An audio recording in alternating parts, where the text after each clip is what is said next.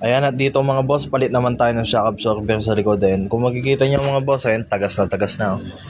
Kaya pag nababa ko, nalulubak si boss dito, ayan, nangangalantog daw, nangangatog. Ayan yung nakita ko mga boss dahil sa tagas ng shock na yan. Isa lang yung nagtagas mga boss, pero syempre, dahil dito, mas mainam kung sabay na to mga boss. Kasi may budget naman si boss dito, kaya ayan, sinabay na namin. Para pantay na rin yung shock niya mga boss. Hindi na mabala pa dahil mga ilang araw lang kung hindi niya pinapalit yung isa, yun na naman masira. Ayan. Sa pagpalit ng shock mga boss, simple lang yan. Ito, panoorin niyo mga boss. Kung wala kayong lifter mga boss, pwede naman jack. Kung mag-DIY kayo, ayan. Jack nyo lang. Mag-jack lang kayo sa ano niya mga boss, sa chassis. Tapos yan, pwede nyo lang gawin yan. Socket na 14. Dalawa lang yan sa taas. Pwede naman yung tirahin yung dalawang 14mm sa taas mga boss eh. Pero ako dito ko napapamadali yung trabaho dito mga boss. Dito ko na lang.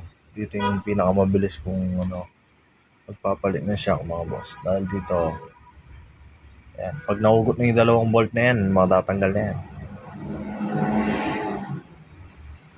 Dito komportabling mabilis gawin to mga boss.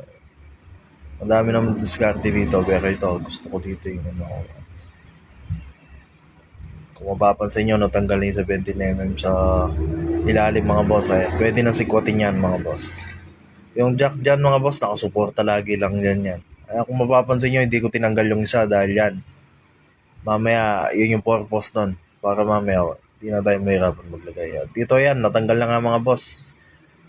Ganyan yung proseso, igato nyo lang mga boss. So, pwede nyo lang tanggalin.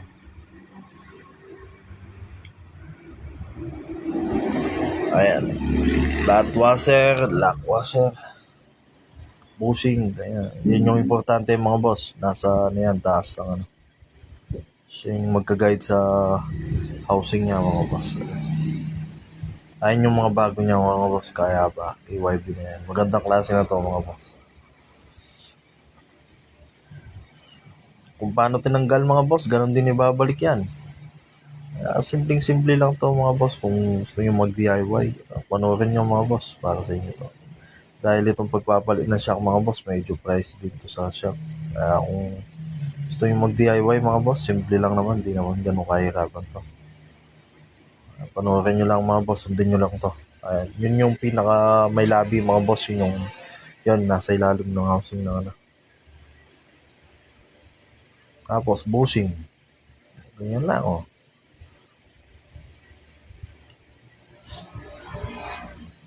Tapos yung pinakalas, yung flat washer niya mga boss. Tapos nut. Yan lang kasimple lang, di ba?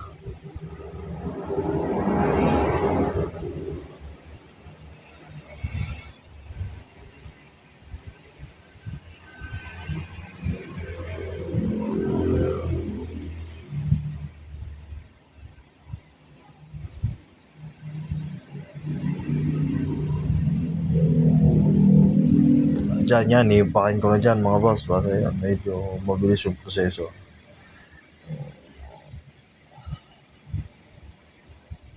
Siyempre, di ako comfortable sa impact lang mga boss, double check ko yan. Pitin natin ng vice grip sa taas. May kontra yan, tapos yan, pitan pa natin. Yan, okay na pala okay na yung ipit niya dyan mga boss. Ilalagay ko na lang isang nut pa mga boss para yan, suporta. Kontra nyo lang mga boss pag iikpitan nyo. Saktong higpit lang yan. Ayan, nice yung niya mga boss, sasalpak na lang.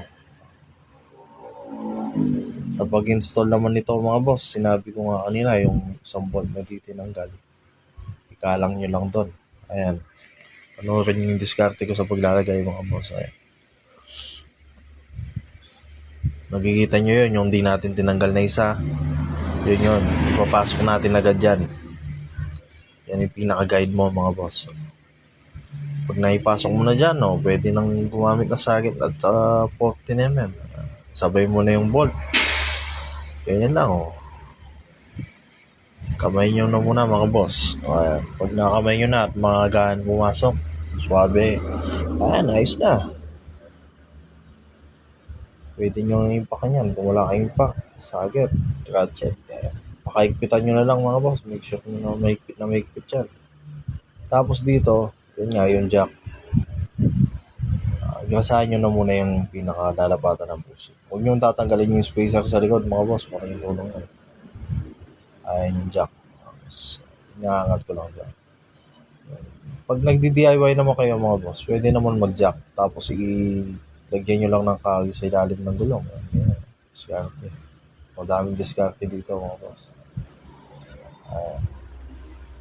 Ayan. Pag nagpantay na mga boss, pwede nang ipasok yan. Yung bushing. Simple lang, di ba?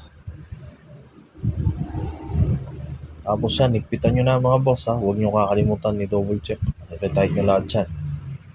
Kung paano yung proseso sa isa, ganun din yung proseso sa kabila mga boss. Kaya nyo lang yan. Ayan, dito mga boss, natapos na ipapakita ko lang yung dalawang shock na napalitan na. Ayan, bago na mga boss. Sana po napulutan natin ng aral mga boss. Pwede yung gayahin yan mga boss. Salamat po. Yun lang po. Ingat po kayo.